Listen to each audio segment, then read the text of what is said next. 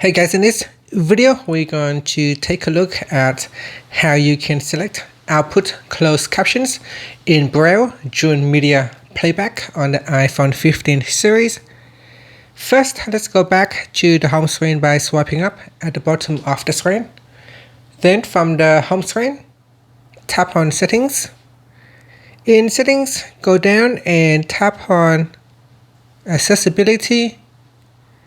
Then tap on VoiceOver.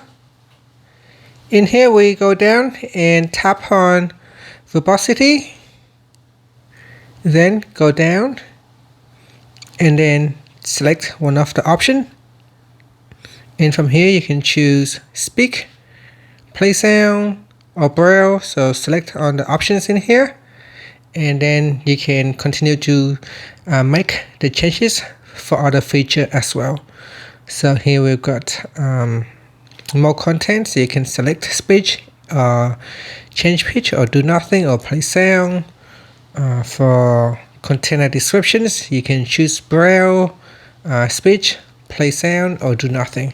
So make the necessary changes, and after you can swipe up to go back to the home screen. Thank you for watching this video. Please like and subscribe to my channel for more videos.